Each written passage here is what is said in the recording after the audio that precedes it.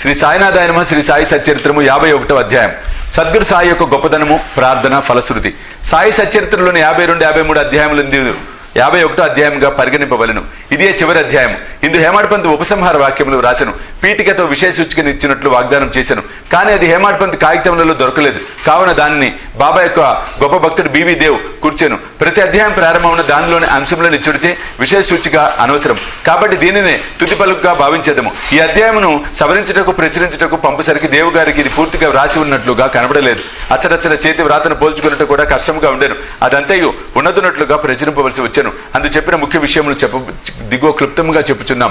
సద్గురు సాయి యొక్క గొప్పతనం. శ్రీ సాయి సమర్థులకు సాష్టాంగ నమస్కారం చేసి వారి ఆశ్రయమును పొందెదము. వారు జీవ జంతువుల ఎందును, జీవం లేని వస్తువుల ఎందును వ్యాపించి ఉన్నారు. వారు స్తంభం మొదలు పరబ్రహ్మ స్వరూపం వరకు కొండలు, ఇండ్లు, మేడలు, ఆకాశము మొదలుగా కలవాని అన్నిటి ఎందు వ్యాపించి ఉన్నారు. జీవరాశి అంతటను కూడా వ్యాపించి ఉన్నారు. భక్తులందరూ వారికి సమానమే. వారికి మాన అవమానములు లేవు. వారికి ఇష్టమైనవి, అయిష్టమైనవి లేవు. వారినే జ్ఞప్తి ఉంచుకొని వారి శరణు పొందినచో వారు మన కోరికలన్నింటినీ నెరవేర్చి మనము జీవితమున పరమావధిని పొందినట్లుగా చేసేద్దరు. ఈ సంసారం అనే మహాసముద్రమును దాటుట మహా కష్టము. విషయ సుఖములన్నిటి కెరటములు దురాలోచనలను ఒడ్డును తాకుచు ధైర్యమైన చెట్లను విరగొట్టుచుండును. అహంకారమనే గాలి తీవ్రంగా వీచి మహాసముద్రమును కల్లోలపరచును. కోపము, అసూయాలనుడి మొసళ్ళు నిర్భయంగా సంచరించును. అచట నేను నాది అని సుడిగుండములను, ఇతర సంశయములను గిరున తిరుగును. పరనింద, అసూయ, ఓరవలేని తనమను చేపలచట ఆడుచుండును. ఈ మహాసముద్రము భయంకరమైనప్పటికీ సాయి సద్గురువు దానికి అగస్త్యుని వంటి వారు. సాయి భక్తులు దానివల్ల భయమేమి ఉండదు. ఈ మహాసముద్రమును దాటుటకు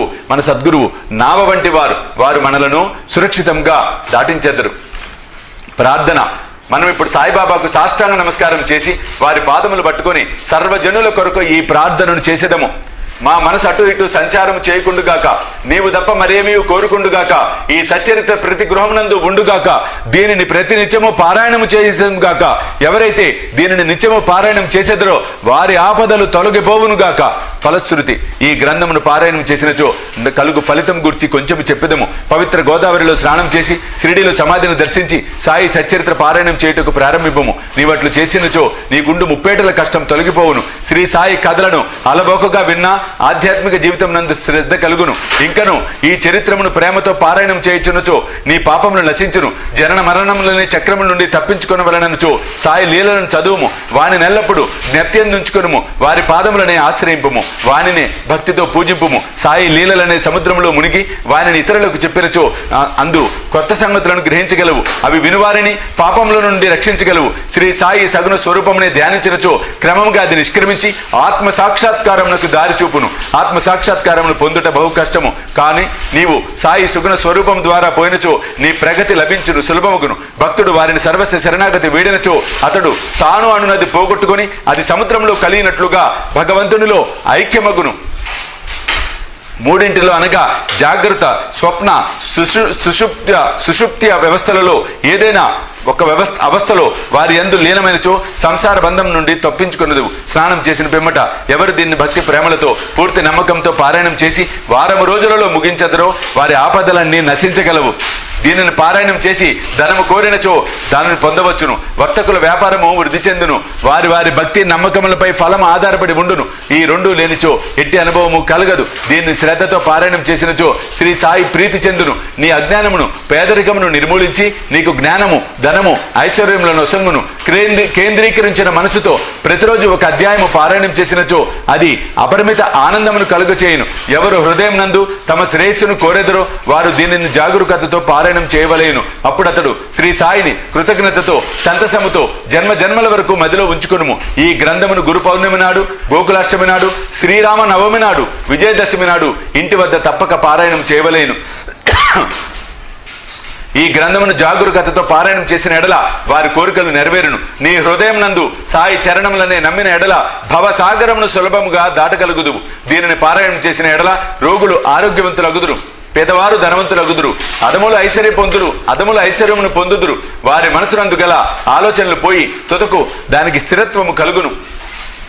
ఓ ప్రియమైన భక్తులారా, పాఠకులారా, శ్రోతలారా, మీకు కూడా మేము నమస్కరించి ఒక మనవి చేయుచున్నాము.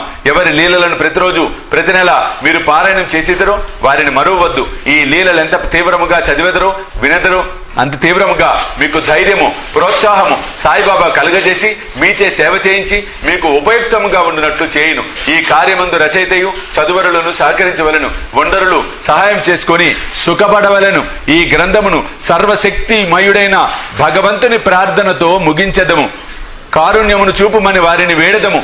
ఈ గ్రంథమును చదువు భక్తులు హృదయపూర్వకమగు సంపూర్ణ భక్తి శ్రీ సాయి పాదములందు పొందెదరుగాక. సాయి సగుణ స్వరూపము వారి నేత్రములందు నిలిచిపోవునుగాక. వారు శ్రీ సాయిని సర్వజీవులయందు చూచెదరుగాక. తదాస్తు. శ్రీ సద్గురు సాయినాథార్పణమస్తు. శ్రీ సాయి సచ్చరిత్ర సర్వము సంపూర్ణము. సద్గురు శ్రీ సాయినాథార్పణమస్తు. శుభం భవతు.